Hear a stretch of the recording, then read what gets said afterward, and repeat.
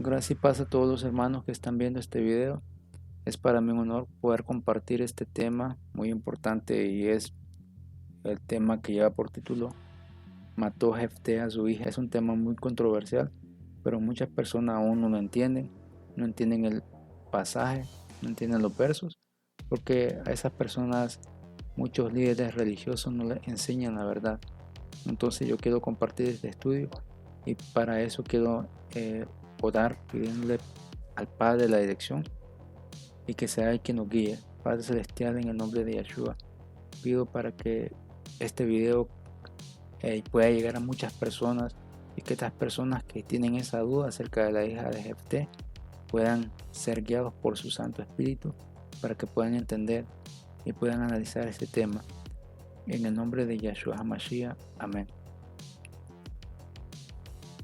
Obviamente, antes de contestar la pregunta, repasaremos o repasemos el texto en cuestión para beneficio de todo el mundo, como si fuéramos niños que no sabemos nada y que podemos aprender las cosas muy fácilmente, ya que un gran número de hermanos y de llamados en la fe no tienen la más remota idea de quién fue ese varón, de quién fue Jefté, no conocen a Jefté.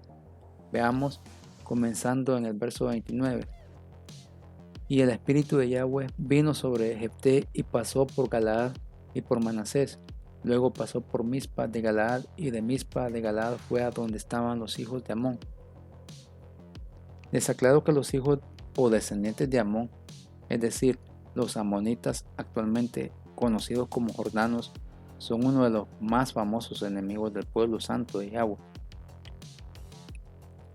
Y Jefté hizo voto a Yahweh, diciendo: si entregares a los amonitas en mis manos, cualquiera que saliere de las puertas de mi casa a recibirme, cuando regrese victorioso de los amonitas, de Yahweh será, y le ofreceré en holocausto. Aquí Jefté aparenta tener la extraña intención de ofrecer en sacrificio a un ser humano y de prometerle a Yahweh lo que hará a su nombre. Si Yahweh lo ayuda a ganar una batalla contra los amonitas. Recalco que cuando hablamos de Jefté no estamos hablando de cualquier hombre, sino de un hombre que tenía el Santo Espíritu de Yahweh. Verso 29. Por eso, antes de llegar a conclusiones prematuras y de pensar que tal sacrificio necesariamente tenía que ver con la sangre y muerte de alguna persona inocente y no con la vida de esa persona, sigamos leyendo el pasaje para ver lo que sucedió. Queridos amados hermanos en la fe, queremos ver este texto y quiero que pongan mucha atención a lo que estamos diciendo. Y lo menciono porque muchas veces incluso los ungidos se les puede ocurrir cosas que parecen muy santas, pero que Yahweh no acepta en absoluto porque van contra su divina voluntad o no tienen propósito alguno. Y a veces también se nos olvida que Yahweh no se le puede comprar ni sobornar, ni mucho menos tentar con promesas. O a veces también se nos olvida que en hebreo hay palabras que se pueden traducir como sacrificio u holocausto o de cualquier tipo. O sea que puede referirse a sacrificios físicos o también espirituales de cualquier clase. Pero sigamos leyendo. Y fue Jefté hacia los hijos de Amón para pelear contra ellos, y Yahweh los entregó en su mano. Y desde Aroer hasta llegar a Minit, 20 ciudades hasta la vega de las viñas, los derrotó con muy grande estrago. Así fueron sometidos los amonitas por los hijos de Israel, de manera que Jefté ganó la guerra contra los hijos de Amón. La ocurrencia de ofrecer a alguien en sacrificio fue de Jefté y no de Yahweh. Eso que hizo Jefté fue un pacto unilateral, un voto, aunque como quiera o cualquiera que haya sido, estaba vigente porque fue una promesa hecha a Yahweh. Y Jefté no se podía retractar. Jefté dio la palabra y dio lo que prometió a Yahweh, de ofrecer en sacrificio a alguien, fuera cual fuera ese sacrificio. Pero en ninguna parte leemos que Yahweh haya aceptado ese juramento de Jefté, o que él haya hecho un pacto bilateral con Jefté para asegurarle la victoria. De hecho, es muy posible que Yahweh ya tuviera predeterminado desde mucho antes que los israelitas ganaran esa guerra y que la victoria nada tuviera que ver con la promesa hecha por Jefté. Pero vamos a ver qué más se nos relata y cómo terminó esto. Entonces volvió Jefté a Mizpa, a su casa, y aquí su hija que salía a recibirle con panderos y danzas, y ella era sola, su única hija, pues no tenía Jefté fuera de ella hijo ni hija. La primera persona que salió a recibir a Jefté fue su propia hija, una doncella y virgen, su única hija. Fíjense ustedes qué gran lío se buscó Jefté por decir algo apresuradamente, sin pensar en todas las consecuencias. Él se abatió, y cuando él la vio, desgarró su vestimenta, diciendo: ay, hija mía, en verdad me has abatido, y tú misma has venido a ser causa de mi dolor, porque le he dado palabra a Yahweh y no puedo retractarme. Jefté se afligió porque obviamente cayó en cuenta que había prometido ofrecer en sacrificio a Yahweh a su propia hija. Su hija vivía con él y era virgen, y dado que Yahweh prohíbe que se le inmolen seres humanos a él, entendemos que el sacrificio de que Jefté hablaba no era un sacrificio de sangre ni muerte, sino de vida y de servicio. Y esto nos va quedando cada vez más claro en los siguientes versículos. Jefté se afligió porque él solamente tenía a esa hija única, y además que era virgen, y ofrecer su virginidad suponía para Jefté quedarse sin descendencia alguna. Ella entonces le respondió: padre mío, si tú le has dado palabra a Yahweh, haz de mí conforme a lo que prometiste, ya que Yahweh ha hecho venganza en tus enemigos, los hijos de Amón. Pero vean ahora lo que ella se le ocurre pedirle a su padre, para que no piense que Jefté mató a su propia hija en un sacrificio humano, sacrificio que de todas maneras estaba prohibido por Yahweh. Si hubiese sido cierto que el sacrificio al que Jefté se refería involucraba la vida física de una persona, en este caso hipotético de su propia hija, y volvió a decirle a su padre: concédeme esto, déjame por 2 meses que vaya y descienda por los montes y que yo dé mi virginidad, yo y mis compañeras. Él entonces le dijo: ve, y la dejó por 2 meses. Ahora en este versículo se empieza a hablar de la virginidad de la hija de Jefté como asunto referente al sacrificio, y trasciende que la hija sabía que se trataba de su virginidad, y también trasciende Jefté que aceptó o llegó a un acuerdo con su hija y darle los 2 meses que había pedido ella, para que su sacrificio quedara como algo voluntario y que sirviera más que algo a lo que se le había obligado a hacer. Podemos argumentar que según antes Jefté le había hecho un voto a Yahweh, ahora su hija le hizo un voto a él y a Yahweh también, en cuanto a permanecer virgen voluntariamente, pero de antes ir a ayudar su virginidad por 2 meses. Y Jefté se lo aceptó, le prometió hacer lo que ella dijo, y ahora Jefté no le podía anular ese voto que su hija había hecho. Amados, si hubiese sido cierto que Jefté se proponía matar a su propia hija, entonces fue que la hija hizo un trueque y salvó su vida a cambio de ofrecer su virginidad. Entonces su virginidad sustituyó su sacrificio de muerte física, pero Jefté tenía al Espíritu Santo de Yahweh y sabía que Yahweh no se complace en la sangre de humanos. Enfaticemos que permanecer virgen para Yahweh es hacer un sacrificio en vida a Él, lo cual para Yahweh vale mucho más que a que lleven a uno amarrado a un altar y lo maten como un becerro. Ella y sus amigas lloraron su virginidad como se llora a un muerto por los montes por 2 meses, como si tuvieran de luto. Eso le sirvió a la hija para hacerse a la idea de que jamás tendría un marido humano durante todo el resto de su vida. Y fue ella con sus compañeras y lloró su virginidad por los montes. Pasados los 2 meses, volvió a su padre, quien consumó con ella conforme el voto que había hecho. Y ella nunca conoció varón. Ahí está bien claro, su padre nunca le dio en matrimonio, como normalmente hacen todos los padres con sus hijas. Además, ese fue el voto voluntario que ella había hecho y que su padre le aceptó. Y ese fue el sacrificio del cual Jefté hablaba todo el tiempo. La muchacha ofreció mantenerse virgen luego de 2 meses y su padre Jefté se lo aceptó. Como quiera, ¿qué vale más para Yahweh?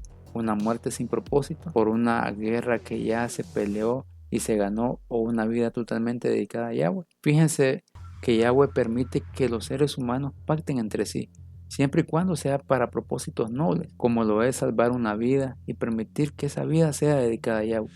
Y se hizo costumbre en Israel que de año en año fueran las doncellas de Israel a conmemorar a la hija de Jefté Galaadita 4 días al año. Jueces capítulo 11 versos 30 al 40. De manera que tras leer todo lo que aparece escrito en este pasaje del libro de Jueces, si bien hay interpretaciones conflictivas acerca del tipo de sacrificio, personalmente pensamos que aquellos que sostienen que Jefté derramó sangre inocente y mató a su hija están equivocados. Para llegar a una conclusión certera, no podemos desasociar una doctrina de otras. Todo lo escrito en la Torá tiene que ir en armonía con las demás escrituras. Nuestro Padre Yahweh es tan amoroso y tan misericordioso que la idea de exigir semejantes sacrificios de sangre y muerte humana nunca subió siquiera a su corazón.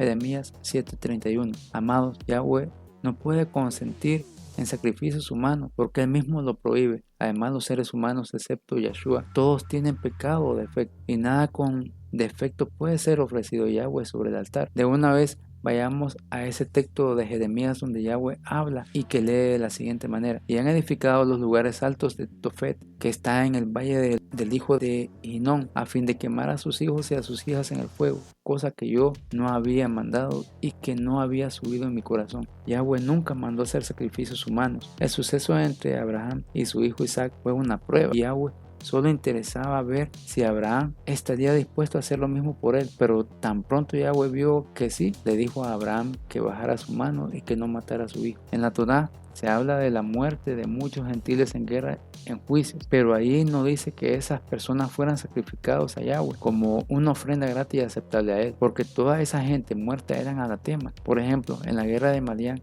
algunas personas entienden que Yahweh Elohim aparentemente pedía sacrificios humanos de todos los pueblos conquistados, pero ¿cabe lugar para una segunda y mejor interpretación? Seguro que sí. Se refiere a tributos. Hay muertes que parecen ser pero que no son sacrificios. La Torá dice que ningún ser humano consagrado como anatema será rescatado, sino que será muerto. El instinto de todo anatema, como quiera, es la muerte. El destino de todo anatema es la muerte, y esa muerte no es aceptable para Yahweh, pues ha venido a la persona como castigo, como juicio directo de Yahweh. Levítico 27, 28 al 29. Pero hay personas ofrecidas en sacrificio aceptable a Yahweh, pero son ofrecidas en vida. Un ejemplo de ello es Josué. Dijeron pues de ellos los príncipes: déjalos vivir. Y fueron constituidos leñadores y aguadores para toda la congregación, concediéndoles la vida según les había prometido. Esos humanos mencionados allí se repartieron como esclavos al servicio de los israelitas, y además no eran anatema. Yahweh los dejó vivir. Esto comprueba que para Yahweh lo que más vale es el sacrificio de los seres humanos, pero estando en vida, en un servicio a Él, y no en muerte ni en un altar, como para que no puedan servir de nada ni puedan obrar el bien. El texto de Jueces deja entrever que el sacrificio a que la hija fue sometida fue probablemente servir a Yahweh en el santuario por el resto de su vida, sin tener hijos. Ana fue un ejemplo en ese sentido. Lucas 2:36. Y si bien Ana no era virgen, el voto de castidad futura siempre acompañaba el servicio a Yahweh en el tabernáculo de reunión. En la cultura medo-oriental, israelita, judía o árabe, el no poder procrear descendientes era considerado una desgracia. Tener hijos era el principal propósito de toda joven israelita. Génesis 30:10. El pasaje también indica que la hija de Jefté lloró su virginidad durante 2 meses. No lloró su muerte inminente. Tampoco lloró su virginidad porque ella tuviese deseos sexuales, como comentan algunos. Si así hubiera sido, se hubiera podido haber casado por 2 meses mientras estuviera fuera.